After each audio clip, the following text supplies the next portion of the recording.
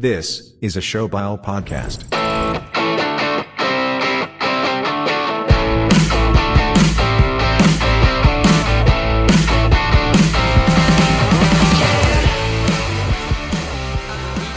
Last pod, we're just fucking two dudes chilling, fucking trying to figure shit out on the fly. We are pretty much professionals at this point, and that leads us into episode 46 of Bucks on Knucks. We are now pros. We're content creators. Check us out on YouTube. We're not going to be those pick-me dudes who are like, subscribe to our fucking YouTube, subscribe, thumbs up. It helps us with the algorithm, but guess what? We're not here to take part. We're here to take over. It's a shades on pod for half of the podcast right now. I got my Tua jersey on because the Dolphins are going to beat the fuck out of the Jets tomorrow at 3 o'clock. It's American Thanksgiving, or as Canadians call it, Thursday and Friday. Like, no one cares about American Thanksgiving except I get to watch football all day. I love it. Enough about me. My boy, the fucking star of the pod, the voice of the radio and not a face for TV, Stewie J. How are you, buddy? Not too bad. Like, how could I be fucking bad? Look at this burrito right here. Dude, man can't complain with this fucking burrito, right? You can't show a fat dude a burrito and not have his mouth water. So yeah, like I'm right with you. But face for radio. I was gonna say, do you see the subtle goatee I've got going on here? No, you don't see it. You need it. Let me get right up close. You see it? You see it? No, it looks. Well, hey. You can see it in person better, all right? I promise you that. But listen. I tried. I was like, maybe I'll participate in fucking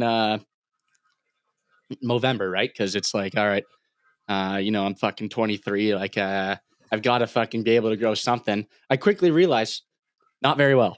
And I haven't been my whole life, right? So, anyway, so then I kind of grew at the chin a little bit. You just kind of fucking... Apparently I don't, but... There's no camera in the world that'll pick that up, buddy. I try to grow at the chin a little bit anyways to balance it out because I'm like, this is not working up top only, right? So, you just chirped me off the top, but let me tell you, all right? When I was... In my past days, I'd occasionally get the nice people, the very nice people, would tell me, especially if I had a hat on, they couldn't see my hair, they give me the Justin Bieber compliment, all right? Which turns out, I think Justin Bieber's objectively a pretty good looking dude, but turns out it's not always a compliment anyway. So I'm deciding to wear this and maybe keep it a little bit, if you could even see it. But maybe I'll have to grow it out a bit longer. But I'm deciding to keep it around and because the other day, I was at Wendy's, which previously I vowed to boycott completely for the rest of my life after I pooped my pants last time. But nevertheless, I found myself there once again. And a dude waiting for his order up top or about the front told me, "Hey, man, you look like Paul Walker." And I was like, whoa. I was like, now that's definitely a compliment. That one I know is a compliment because that is a good looking dude. So thanks, man. That's a good looking dude. And I was going to tell him, a good looking dude. He was. It was. Rest in peace. But I was going to tell the guy, like, you look like Shaquille O'Neal, but I figured that might not have the same effect. But he did though. But so yeah. So that was awesome. So now I might grow it out a little bit. I might wear it permanently because of that compliment. But I was pretty geeked up for a while until I went home, looked in the mirror, and realized it was a very, very generous compliment. Oh, dude, yeah, it's the worst thing in the world. You get a compliment from somebody, you're fucking fired up, and then you go and you look yourself in the mirror, and you're like, that fucking person just lied to me. Like, I'm an idiot. I fell for not only an ugly, but I just fell for a fucking lie. God damn it. Like, how did this happen again? Why am I looking in the mirror again, looking at myself going, who the fuck is that guy? I'm not Paul Walker. Or like, the worst thing is when you get a compliment, you don't know that they're like, you look like so like this actor, and you don't know who it is, and you sit there and you Google it and you go, guy's fucking disgusting. Like, what? Don't ever say I look like that guy again. Like, I don't look like Kevin James. Like, get the fuck out of here. Like, it's one of the worst. The compliment game is such a backhanded thing where, especially if the person doesn't know you. I've had that happen to me at a wedding where someone's like, you look like, I forget who it was, and I looked the person up. I'm like, why would you tell me this? Like, if I wanted to be disappointed, I would hop on the scale. I don't need you to pile on. All right. God damn it. Leave me alone. I was just minding my own business. Like, this is why we need Ty on the pod here, Stu, is I cannot keep stuff on the rails. Like, we'll just sit here, we'll talk for 40 minutes. We'll be like, we didn't get into any sports. So I better stop it before it gets out of hand.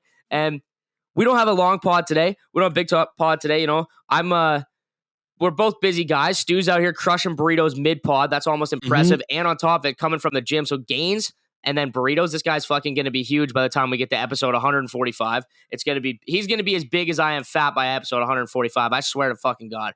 But guys that are maybe going to be out of the NHL or not play on the Leafs until episode 145 of Bucks on Knucks, John Klingberg. I'm going to start with the Leafs. I'm going to start in the NHL. I saw something today. They put him on the long-term injured reserve. I heard an interview with Mike Johnson. We were talking about it before the podcast where he said he can barely walk. It's really hindering him. If he gets diagnosed with a season-ending injury, that'll open up. I think it's either $4 million or $4.3 million that they signed Klingberg for. That'll open up $4.3 million in cap for the Leafs. I think people hated on Klingberg a little too much here. I think he was played too much. Like he was getting, I looked it up and he was getting played like 20 minutes a night or something. Like he was getting played way too much and people were really all over him. And it's like, you can't play John Klingberg 20 minutes a night and expect it to be a successful thing. But I do think it's going to be a guy that, especially at that price, we're probably going to miss in our lineup, and you're not going to find someone that's really going to do what Klingberg does. I know it's like he doesn't bring a lot, but what are you doing with that extra 4.1? Are you mad about Klingberg? Do you think Klingberg ever comes? Like, do you think he re-signs next year? Like, what do you think happens with John Klingberg and the extra cap space for the Leafs? Honestly, man, I haven't been a big fan of John Klingberg. Like, I will say though, at the very start of the season, I saw fucking. It was overtime. Number 3 D-man on the Leafs go back into our own zone, pick up the puck in the corner, make a risky play in overtime. I can't fucking totally recall what the exact play was, but I was like, whoa, whoa, whoa. And I was, and like fucking naturally, I just started freaking out because I was like, Justin Hall shouldn't be doing this. And then I was like, wait a minute.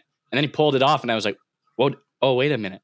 It's Klingberg now. I forgot about that shit. But like, I still got that Justin Hall trauma. So he's been an upgrade in that department, as far as I'm concerned. Makes better decisions with the puck. But through 14 games played, you'd probably like him to have more than 5 points and better than a -7. Yeah, and on top of it, like he's not a guy that's going to play defense. Just to add on to your point, he's got 2 power play assists. They put him on the number 1 power play for a while there. Like, dude, if you're going to run that number 1 power play and you're going to suck on defense, you better have 5-6 power play points by this point. Like, exactly. So, I mean, I'll take like poor fucking guy. I mean, we're saying fucking terrible thing. We do this sometimes. Some guy gets injured and we start looking at like the positives of them being injured and shit, or like, you know what I mean? But you know what it is? That's sports is baby. sports. Yeah, and it's a business. And dog eat dog. Next man exactly. up. Exactly. So, yeah, maybe we can utilize that space. Another D-man, hopefully.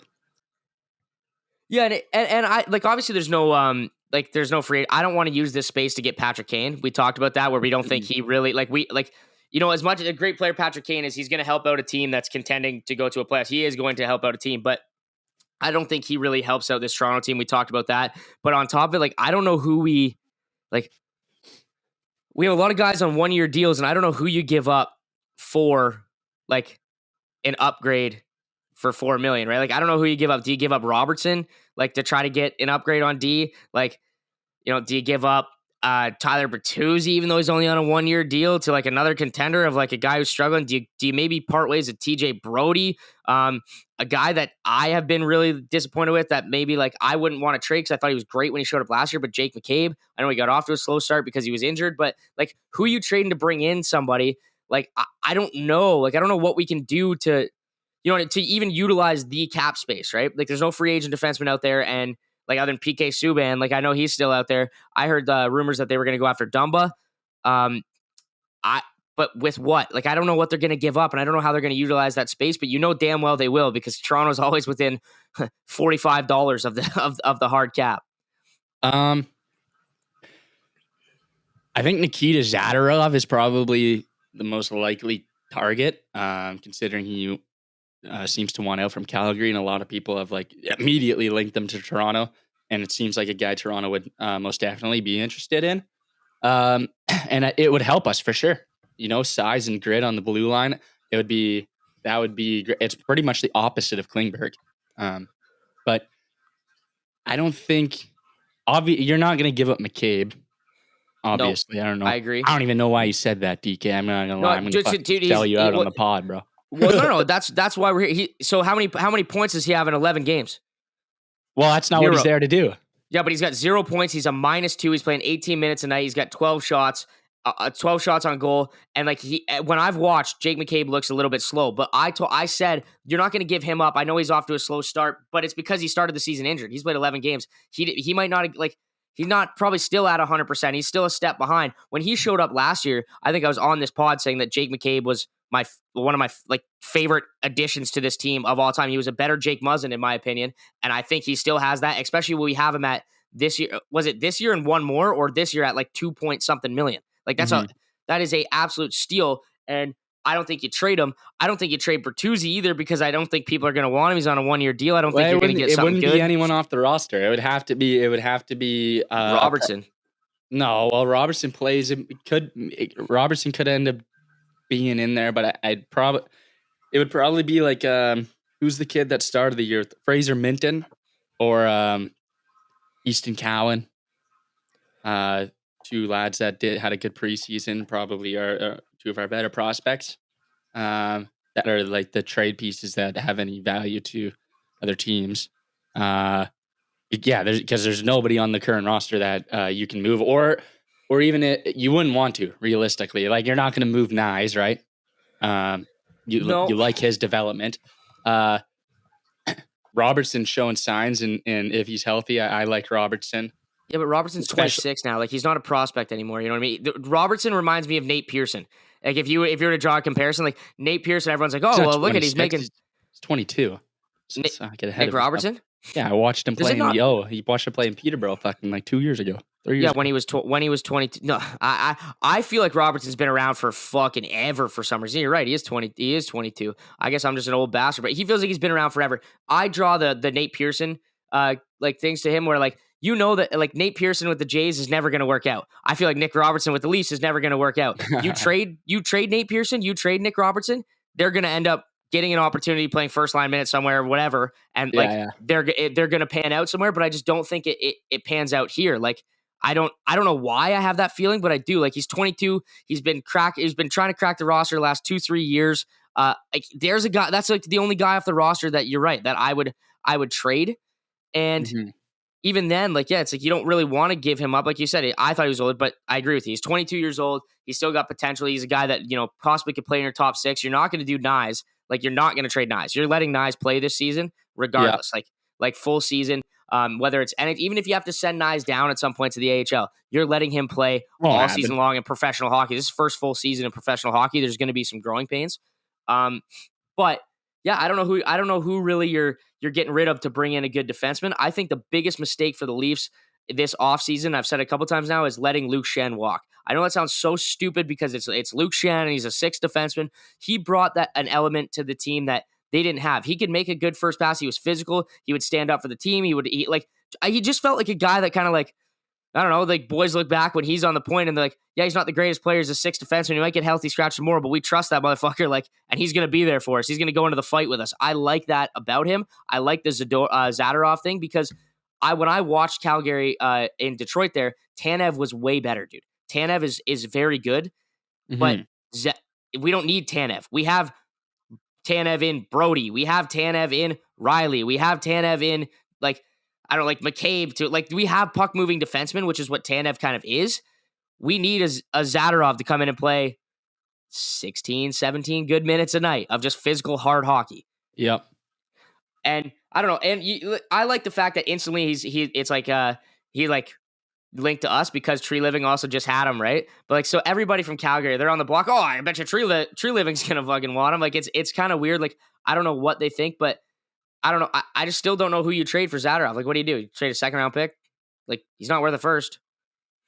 Like, yeah. I don't know. Like, what's he really worth? And if you can't sign him, what's he really worth? Like, yeah, dude, it's these GM questions that just leave me fucking speechless, man. In like a way, like I can't really add anything for you. I just said I can tell you like who are the likely pieces here and who are the likely pieces to go, but. Well, no, what you think? I'm not asking you what you think. Brad Tree Living fucking thinks. we have a sports talk show where we talk about sports. So like we bring up a sports question, be like, I really don't know. It's like, well, all right, but like, what do we got to do here? Like, if I'm tree living, I agree with the first thing you said is going after Zadorov. It's exactly what we need on that point. We don't need any more puck moving defensemen. But speaking of defenseman, guy that I haven't been too high on, I heard someone talk about Morgan Rielly for like a Norris thing, like early in the season, being like a dark horse for the Norris Trophy if the Leafs go off and go. And I've watched Rielly play. I thought he's been great this year, and his stats say the same. Norris Trophy's an absolute delusional Leafs fan, right? Oh yeah, 100%. Yeah, has to. Dude, Hughes and Makar have completely separated themselves from the pack. It's one of them, and it's nobody else has a chance. Yeah, unless they both 100%. get injured miraculously, which would be terrible. But if it's over already.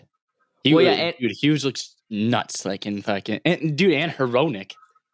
Dude, I can't believe how good this Hronek is. I brought him up last week, and I'm like, I knew who he was, but like he was Joe Blow. He was Philip. Well, no, he was just in Detroit, and Detroit for like Detroit had Sider when Hronek actually started turning on, putting up some like fucking points and numbers.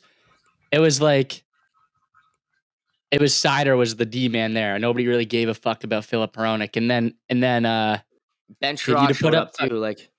Well, yeah, Sherrod's dog shit. Fucking he started putting up points, and then he comes to Vancouver and he's fucking turning on. I had a chance. I was looking at him in my fantasy draft, and I was like, that might be my next pick. And then I was like, dude, I've already got JT Miller and Thatcher Demko. Like, what if Vancouver's just ass this year? And, bro, there is no way you were fucking debating taking Philip Hronek unless it was the last round. There's no way. No chance. Dude, look at his dude, we have a 16-team league, bro. It's deep as fuck. I drafted 16, I guess. But... I drafted Jonathan Drouin with my last pick. Yeah, but dude, there's no way in any fantasy league ever someone's like, yeah, I made a really good pick this year, Philip Hronek.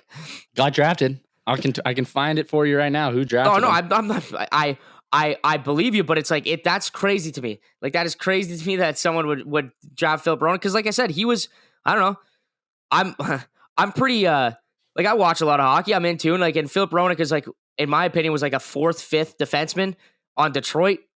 Like he wasn't. I wasn't gonna draft him. Like, but if you had Philip Hronek in the crosshairs, like I would applaud you, but watching you draft was it Tanner Jeannot last year on a live stream and tell everyone this is going to be the steal of the draft.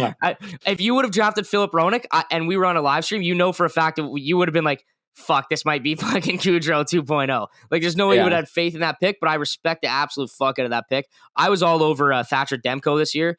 I have Elias Pettersson in one of my leagues. Like I pictured the Canucks being good. I know we talked about them last week. They are good, but let's stick on the Leafs just for a little bit longer. We can't talk about the Leafs without talking about William Nylander. I like the fact that Nylander's like, no, I'm going to fucking bet on myself. You guys didn't make it a priority to sign me or whatever. I'm going to bet on myself. I've seen the narrative out there with everybody where as soon as it's the Leafs, like people are making $4 million a year more than they would anywhere else. Or like if this guy was playing in Tampa, they'd be like, he's going to get less than Kucherov, he's going to get less than Point, he's going to get less than Stamkos, so he's going to be around the 9.5 million range. But because in Toronto, they're like, well, they got to pay him 10, you got to pay him more than Tavares, so he's got to get 10.6, 10.7. And it's like, fucking A, like, what do we do with Nylander? Because he's a great player. We almost can't let him go at this point. Oh, he's going to get an absolute bag, dude. You know who Coach Chippy is on TikTok? Yep. Yeah. Yeah, those his videos are fucking hilarious. And the Nylander one he did recently, like Nylander negotiating his new contract. Check it out, I guess. But it might end up being like that. Like they're gonna offer him 10, right? I assume, right? Just give you a nice solid number. Well, here, Willie, here's 10, right? And he's not gonna accept 10. He has 27 fucking points, doesn't he? He's almost like 2 points per game, almost just about. Yeah, he's got 27 and 17. So so he's gonna say fuck no to 10. And I'm going to go to 11. He's going to be like, wait a minute. I mean, we don't know what's going to happen for the rest of the season. But at this point, let's say all the numbers carry on, all the ratios, right, carry on to the end of the season. He's going to say, I cleared Matthews and Marner, and you're paying them both 13. So they got to be in that range, right? So no chance, dude. And then they're going to say no. So, dude, this is what I'm saying is I think I think this might be Nylander's last season as a Leaf. It's against the blueprint, right? It's against the blueprint, the Leaf blueprint, but it's not Dubas here anymore, right? Dubas, I would still be like, yeah, you might end up giving fucking Nylander $14 million. Who knows? But or once again, he'll be out till fucking December, right? Or no, would he be a UFA? Well, he's a UFA after this year. Okay, yeah. Then he'd probably just end up fucking giving the guy he's gonna get paid, bro. And Treliving and the GM, like I don't know his like history.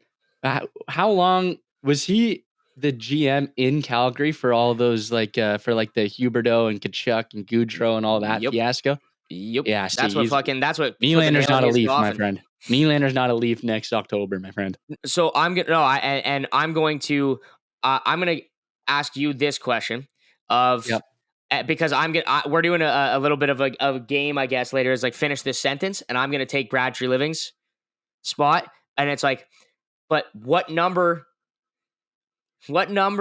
makes you okay, you're not gonna come to an agreement on a contract. Like, are you trading him or you letting him walk?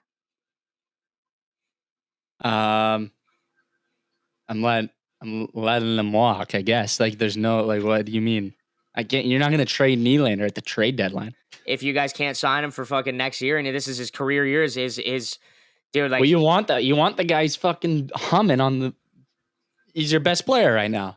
I know, but then it's no different than the fucking Raptors. With now you watched fucking Van Vliet. Yeah, well, it is different because the Raptors weren't going to compete. The at least Toronto has a good lineup. The Raptors won a championship and let Kawhi walk for nothing, Ibaka walk for nothing. Like next year, let Van Vliet walk for nothing. This year, I know, but then they let Van Vliet walk for nothing. They waited till it was too late with Lowry to get anything for fucking Lowry when they were garbage. It's a different situation, totally different. No, what I'm saying is the results would be the same. You can't have these guys come in here that are at their highest value. Where like, dude, if you're telling me at the trade deadline, if you're not going to be able to sign Nylander and fucking, you have to keep him. You're just going to get rid of Nylander and then you just it's not getting rid of. This will be the highest value that you can get. Like, there's no way that you can Well, what's going to replace Nylander's value right now? Well, the best player on the team right now. What's going to replace his value? But that's the thing, though. Like, he's the best. It's 17 games in, right? He has how many years has Nylander been in the league? 6, 7. Like, this is his best 17 game stretch he's ever put together. This is not who William Nylander is. Like, this is his best. It's different because it's the start of the season, man. Like, he comes out at the start of the season, has his best 17 games, and you're kind of convincing me that Nylander took a step forward this year. Nobody said that about Matthews when he went 2 fucking 3 hatties in the first 5 games, and then they weren't like, we've seen him do it before. This contract's a steal. No, he never had done that before. He never had done that before. 4 goals in his first game. I know, but he had 9 goals in his first, he had 3 hat tricks in his first fucking 5 games. I'm pretty sure they were like, that almost had never happened. It was 3 in his first 6 or something, but still, yeah. I guess I know what you're saying, but you're not. I think you're playing for in be a GM mode here. You're you don't trade a guy that is your best player at the trade deadline just because he's not going to sign. You hope that maybe you can work something out in the fucking offseason, change some minds because you can't let him walk because you're a competitive team. The Raptors is a completely different situation because they were very mid last year. I know, and they still let Freddie walk for nothing. I know, and that's why people are pissed. Nobody's going to be pissed if Nylander stays. Well, no, but it's that's every big fucking star with the Raps, they've just been able to walk out with absolutely getting nothing back in return. I remember when even with Sundin, we didn't get anything back for him. It was kind of a fucking shot in the dick. Roberts, Newendike, all these guys that just kind of regardless, we were so good. We made the playoffs those years, but they got to walk for fucking nothing. And it's a different fucking feeling, man.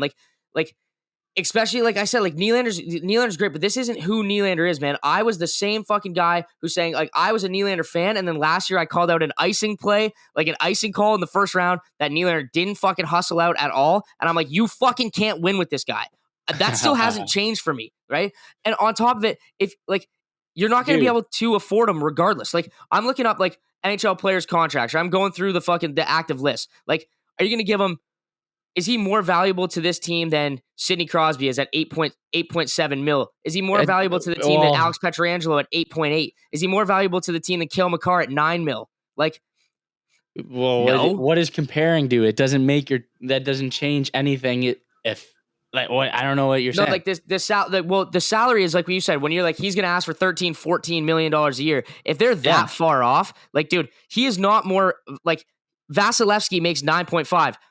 Vasilevsky is more integral to his team than fucking William Nylander. Like, Braden Point makes 9.5. Like, Rantanen makes 9.25. Adam Fox 9. Like, that's the range that he should be in. If it's 11, 12, 14, like, and he wants to make fucking more than Marner, like, go fuck yourself, Willie. Like, get the fuck out. Like we'll trade you at your highest value, and we'll get something back. And now we got, $14 million worth of fucking cap space to deal with, and we're gonna bring two guys in that are great. Look at what Florida Panthers did. Dude, they traded Huberdeau in a contract and Weegar in contract years to get Matthew Tkachuk in a contract year. That's worked out so great for them, and it's like Huberdeau and Weegar were integral parts of that team forever. They were a great team. They were trading away their first line defenseman totally and their first line though. Winger. Totally different.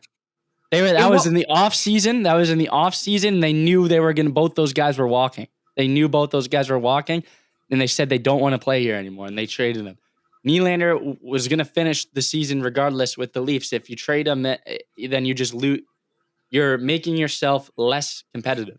And I know you said you can't win with this guy, but the last 3 years he's been the best player on our team in the playoffs. You say you can't win with Nylander. No. We watched Marner throw fucking 14 pucks into the stands and take penalties in terrible moments, and they've all been slow. The last 3 years, he's been a point per game player in the playoffs, which is not easy to do. And I don't think, correct me if I'm wrong, but I can almost guarantee you, I would put money on it that Matthews, Marner, haven't been. And okay, but who's a fucking better, at one point, I would have agreed with you when we used to play Boston in the playoffs, like 2017 or 18 or whatever it was. I was a little bit pissed, and I was like, I was saying the same thing. We're never going to win with this guy. But then when we play Montreal, we get fucking bent over by Montreal 4 games in a row, and they reverse sweep the shit out of us. Whatever, almost. And then the only guy doing anything is fucking William Nylander. Changed my mind. And then last year he had a good playoff too, in my opinion. So 27 points in 17 games. He's up there among the league leaders. Just fucking showed out in Sweden. I'm saying, you can't move the guy. You can't make your team less competitive. If he walks, he fucking walks. Yeah, but like, that's what I'm saying is like that, him walking and you getting nothing and opening up.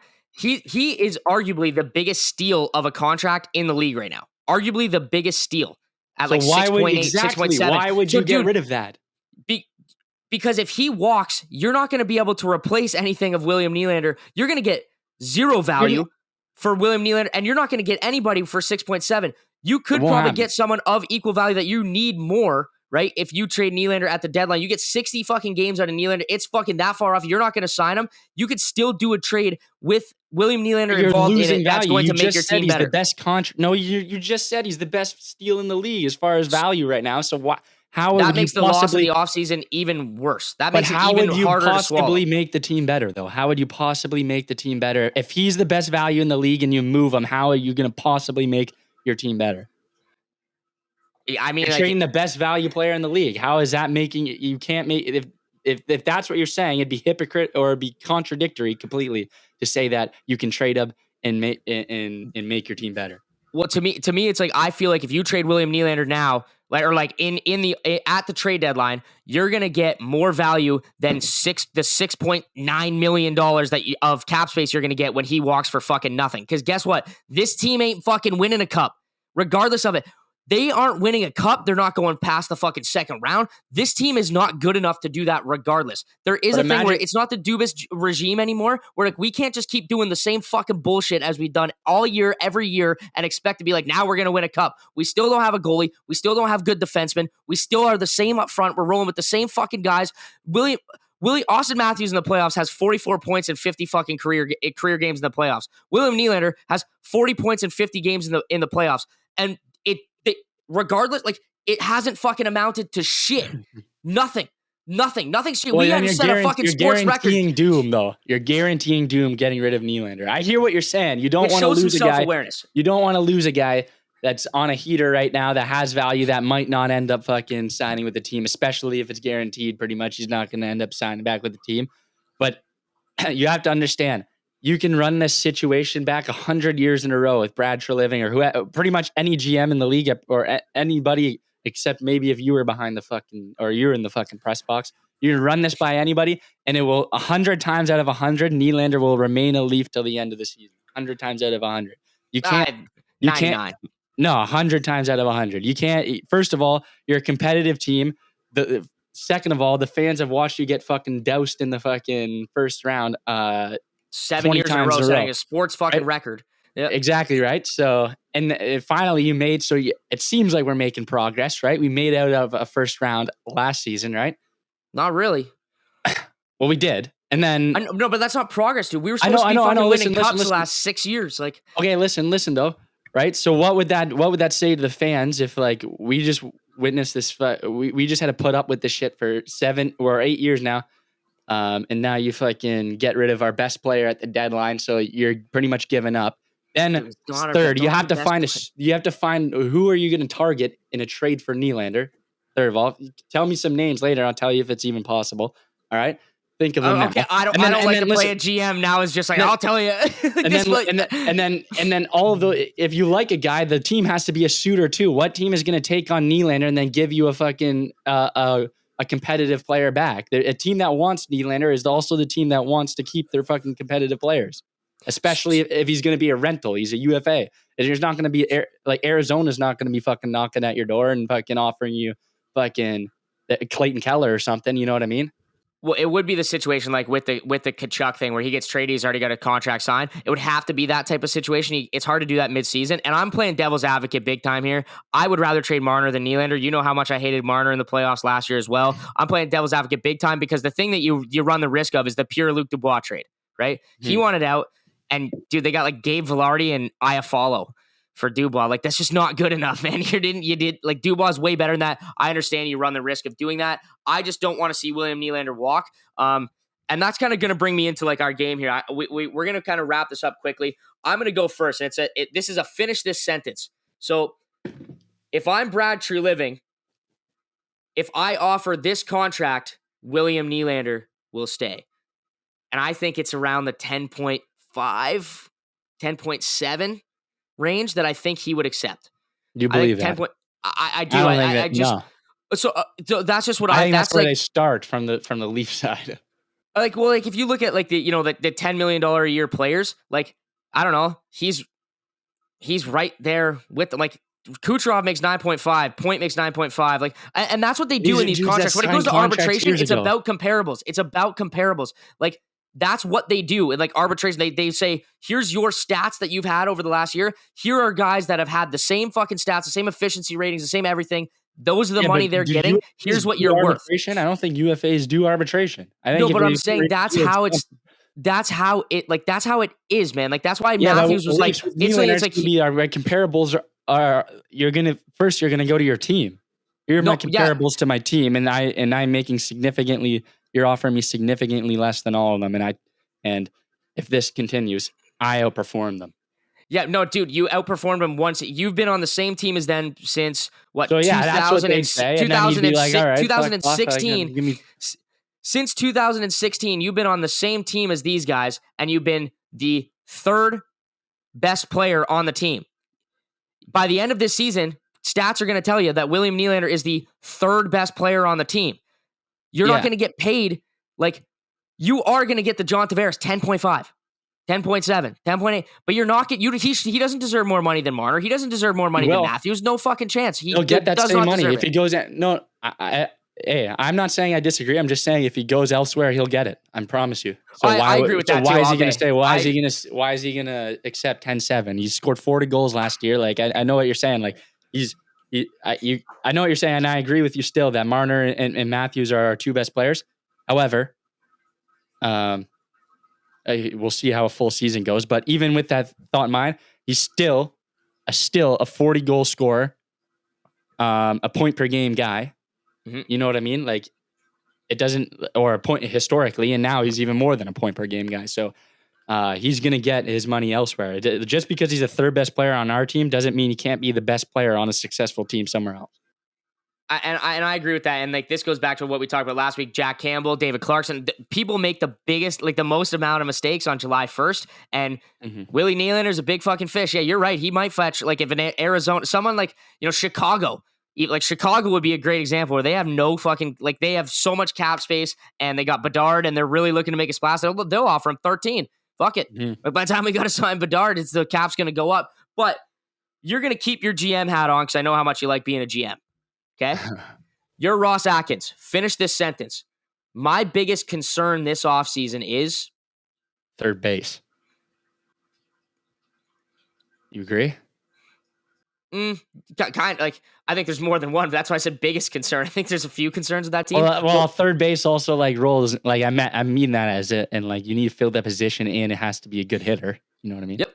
That's the most important move of your offseason. It was like that. That's kind of what the finish the sentence. What's my big hitter and hopefully he's a third baseman. Yep. Yeah. So that's. I would have answered that probably pretty similar, but I would have said also I would have brought in like Alek Manoah. Yeah. Well, yeah. Fuck. It's kind of the X factor where like if he comes back and is like he did in the first, now you're a seriously good team. But if he's like last year, it's like we're a little bit weaker out here, and that's what. But I agree with you. You need a fucking third baseman. I don't want Shohei. Like I don't think we're gonna get. I want Shohei, but I don't think we're gonna fucking get him, dude. We have no chance. I meant to look in.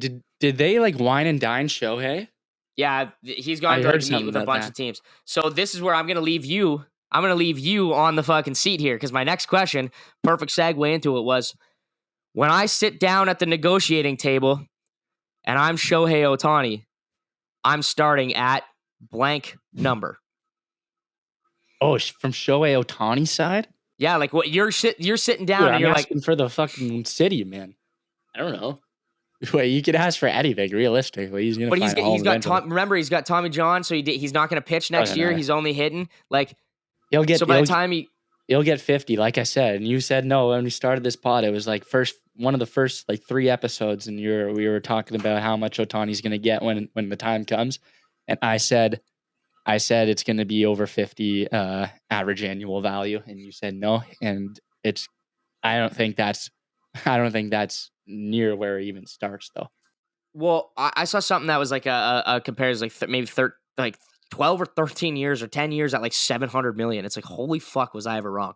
Like, that is absurd. Like, there's part of it too. Like, do you know what the salary cap is in baseball? Because I sure as fuck don't. I don't know how much you can pay a fucking guy. Like, well, I know there's like the luxury tax thing. Exactly. Yeah. But so there's that one. So I'm going to keep my GM hat on here. I'm the Oilers GM here. What do I do? What's my next move? Like, my next move is, and I'm going to go in and say, I don't fucking know. Like, you can't tire fire this because you got McDavid and Draisaitl there. You're not good enough. You don't have a goalie. You can't get a save. You have no depth. You have no money to go and spend. If I'm the Edmonton Oilers GM, my next move is getting fired. Like, there's nothing he could do. His hands are tied. He kind of inherited the situation, I'm pretty sure. He's made his bed. He's going to have to lie in it. He is going to be gone. I'm going to put you in another one here. I'm Sheldon Keefe. How many games am I benching Ryan Reeves this year? Dude, see, this is the thing about Ryan Reeves. I told you it might turn into the fucking Reeves show. And I've heard other people say it before the season. It's going to turn into the Reeves show. And then you saw fucking Liljegren go down and nobody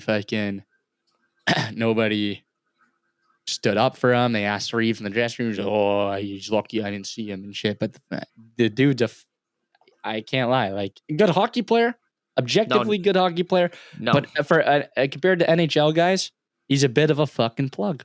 He's a bit of a fucking pylon. He's averaged 7 minutes a night. 7 minutes, 32 seconds a night. That's the lowest in the fucking league. I wouldn't have even made that contract. Dude, it's the everyone most loved it, contract. And I didn't like it right from the start. Everyone loved it for some reason. I think they loved the guy, right? So everyone in Toronto, like some of my favorite years watching Toronto is when we were literally shady, bro. Oh, I know. And but some of my favorite years watching Toronto was when it was Fraser McLaren, Colton Orr, Mike Brown. They were just going out there beating the fuck out of guys and playing 4 minutes a night and getting in a fight. Those are just Ty Domi's one of the favorite. Darcy Tucker. These guys are like they're crowd favorites when it comes to Toronto. But that contract's absurd and the guy's garbage. Like it's not the in same terms anymore. Of the NHL. Players are faster. You got to be able to at least keep up. Like you can't be. You're not gonna. You don't deserve to play if every time you're out there you're hemmed in your own zone. You know what I mean? And so you can't, and especially if you're barely fighting. Like at least Colton Orr, like when he was out there, like you'd see fights like probably 50% of the nights, like he was out there fucking fighting. I used to love it because my favorite stat would be Colton Orr or Fraser McLaren. It'd be like he had 3 seconds of ice. It's the middle of the second period. He's got 3 seconds of ice time. He's fought fucking off the draw. Like it's that's what he's not even fucking playing because Ryan Reeves is falling into this thing. And you're right, the league's changed. You don't need him. He's not fast enough. He's not a good enough skater to even lay the body. So like he can't even be physical. And when the shit happens to Liljegren, he ain't on the fucking ice. And he's not getting out the whole period, so he can't even fight him until next time they meet. And it better be off the draw because he's fucking garbage. Like I just I don't see it.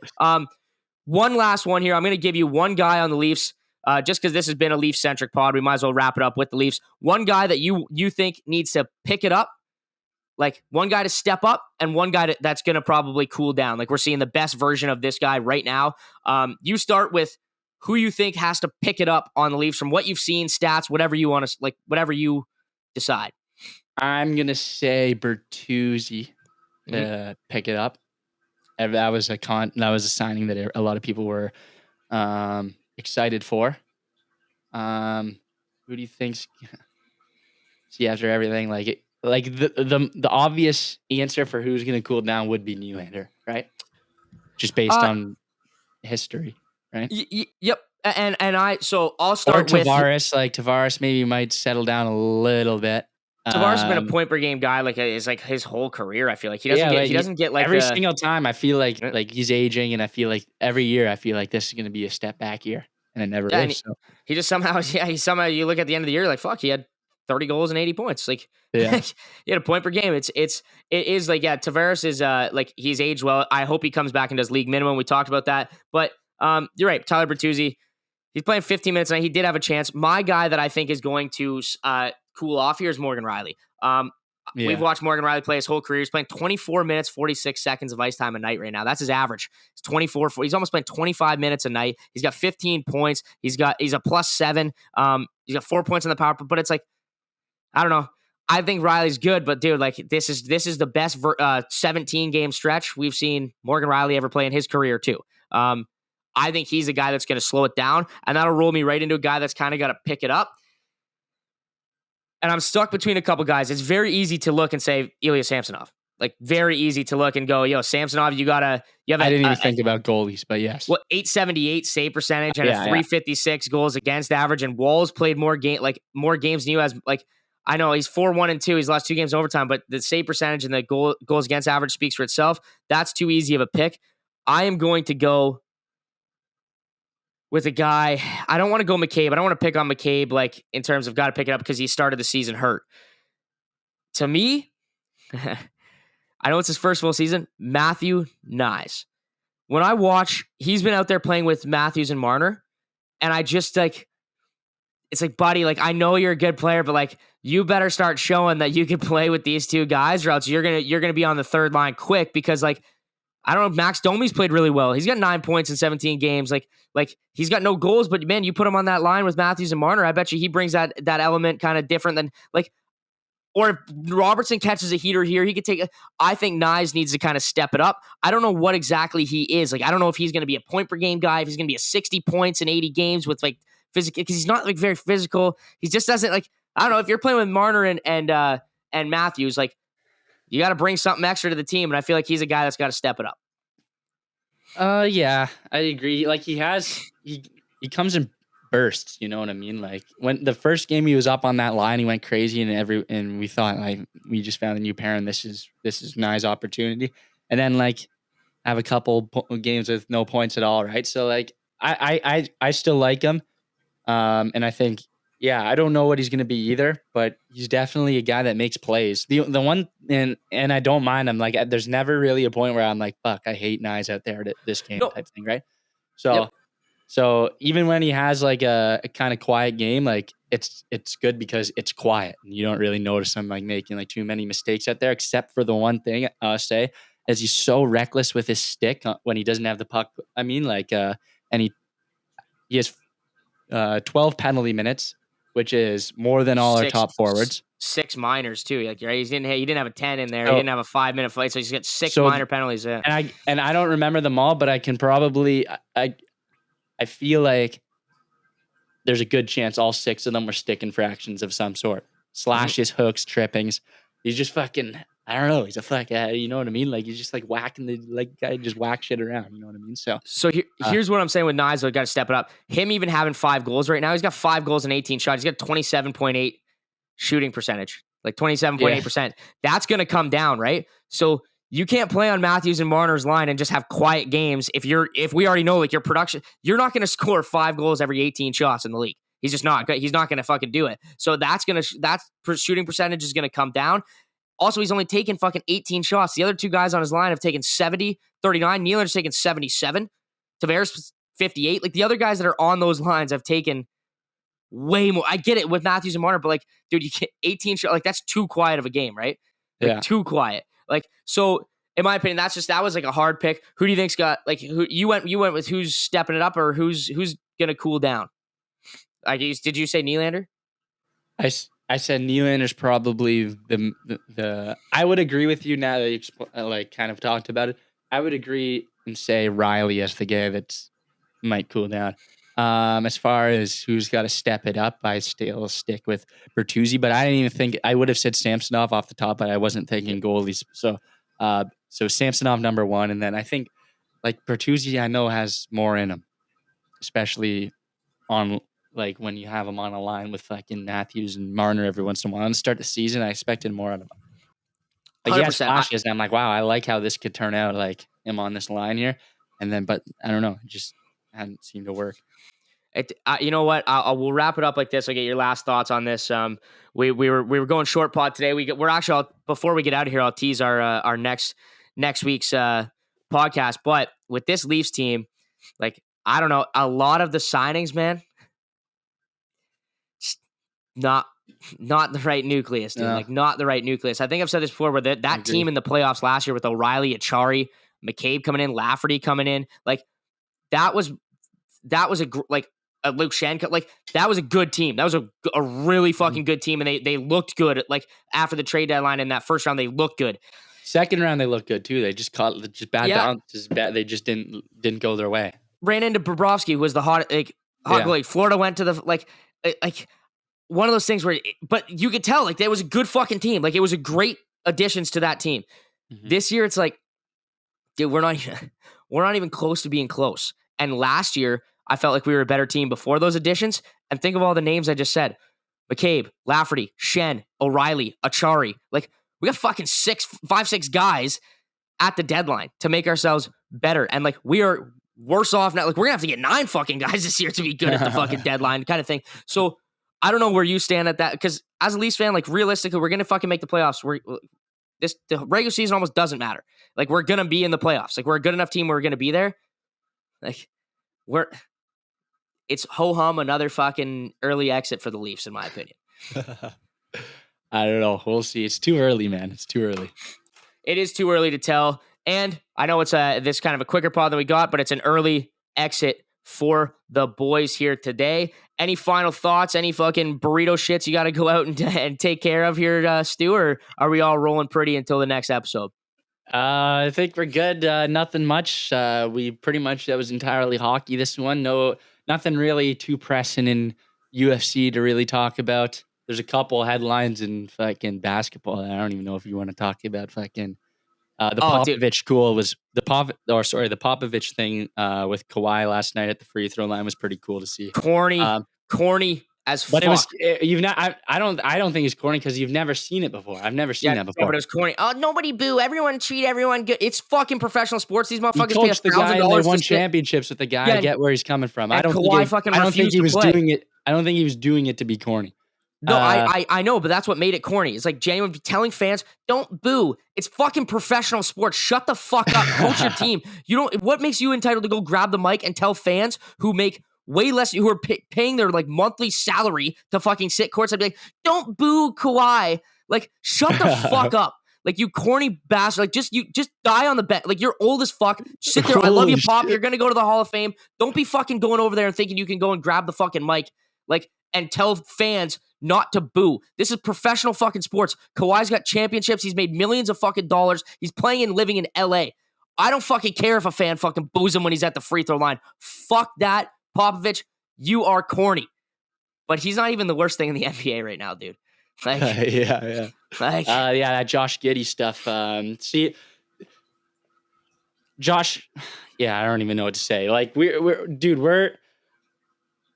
I don't even know the story about Josh Giddey. Like, I don't know if it's even like confirmed, like factual, whatever. Because when I tried to look it up, when I tried to look it up on Twitter and stuff to see where like the actual like source came from that leaked this stuff, all I saw was fucking memes. Josh Giddey when this, Josh Giddey when that, this person when Josh Giddey does this. So, so I was like, all right, you know what? But I'm not here.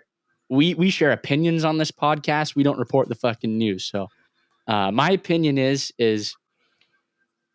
you never trust a rich guy that does TikTok for fun. All right. It just confirmed my theory, bro. I had a feel, I thought about this before. Like, why are these dudes doing like TikTok? You know, like, I guess, kind of cool, but you don't need to build a personal brand. You're making millions of dollars. And then Josh Giddey does this. And I'm like, all right, these guys are just weirdos. Some of these guys, you know what I'm saying? They kind of stay in the shadows, you know, and don't seem like it. And then all of a sudden you find out they're weirdos. And it's these fucking TikTok guys, bro. Never trust a rich guy that does TikTok for fun. No, dude, like Jackson Mahomes, Josh Giddey, like, I don't know if he did TikToks, but what was it, Wander Franco? Like just another fucking name in the list of guys that are just giddy for kiddies, and it makes no fucking sense to me. You're making millions of dollars in a mansion, you're inviting 15-year-olds, or you're even coming in any type of contact with, what is this, fucking Omegle?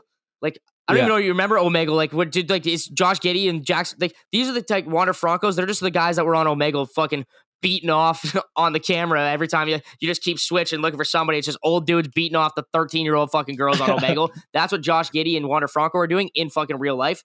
It's wild to me. It's wild. It's worse than the John Morant thing. Way fucking worse. The John Morant, okay, he got fucking ostracized. He got called every fucking name in the book. No brain cells.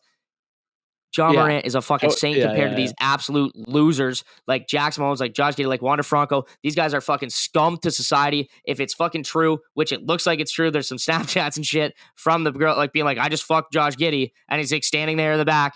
It's like, you fucking idiot. Like, you are the dumbest and grossest human being in the world. That's a fucking child. Like, he's probably got a fucking sister older than that person. Like, it's fucking crazy to me that people that have millions and have every opportunity in the world are go and do that shit, and it's absurd. It's absurd to me. It's not accepted anywhere, let alone when you're on a big fucking platform like that. You don't deserve to ever play a game in any fucking league ever again. You don't deserve to make $1 from professional sports. If he's standing at the free throw line, Greg Popovich would be like, "Don't boo. It's okay. Don't boo." Like, those two are going down in fucking history together. Like, fuck that guy. Don't, like, fuck him. Like, I hope there's just the worst signs in every game. If he ever plays again, I hope that fucking he gets just booed out of every stadium. Like, fuck that guy. He sucks. Wander Franco, never play in the MLB again. Fuck both of them. That's kind of where I fucking stand with the two issues in the NBA. We'll talk more Raptors next week. I've been really into the Raptors this season. Wrong season to be into the Raptors. It's going to be just another mediocre, like a classic Toronto season. But, like you said, like, I kind of cut you off final words because you're talking NBA. I don't know if I even let you talk on the Popovich and the anything situation, but you covered it all. I disagree with you on the Popovich thing a little bit, but you seem pretty animated, so I was like, I'll just let him have it. And then the Giddey thing. Just to save our tires, I will say that I saw the same pictures and videos that you did, DK. I said the reason I don't know. Nobody knows. Well, I mean, we don't know the fucking girl. I don't have confirmation that she actually is 15. So I don't know if this shit's fucking completely true or not. But I agree with everything you said in the scenario, or if it turns out she is indeed fucking high schooler. There's a lot of things where in this world you're innocent until proven guilty. Anything with a kid, you're guilty until proven innocent. In my eyes, I get it. That's a bad way to think, but it's with a kid. Like, you're an adult. Anything with a kid, you're guilty until proven innocent. That's just my take. I mean, that seems like pretty fucking much common sense to everybody in the world there. Want to know what's not common sense is you got to listen to our podcast next week. We got a big guest coming on. We're getting interviews with people right now that respectfully, Stu, like you have more of a business being in a fucking room with these guys. I have no business being on fucking camera or interviewing some of these people that we are ended up getting on this pod. And it's pretty sick that it's like the rejuvenation of Bucks on Knucks. And we got a big guest coming next week. It'll be a nice short interview. The only hint I'll give is we're looking at the Sportsnet trifecta after we have this guy back in next week. We got Bukauskas. We got another guy coming in from Sportsnet, very prominent figure on the Sportsnet hockey panel. So you'll have to tune in next week, see who it is, see what we got. Because it's, like I said, I have no business being in a room with this guy. I never thought I'd be interviewing these people for a podcast that me and Stu do for fun, but it shows you we're moving up. We fucking got some type of it factor that people don't like. Kyle Bukauskas and these guys aren't coming on every single podcast. It's because of the hard work Stu and I and Ty have put into this little brand, and I put quotations around that brand that we built, and, hop on before the train leaves the station. And if you can't be cool, be careful. And if you can't be good at it. That was the worst intro of all time, but we're fucking out of here on Bucks on Knucks.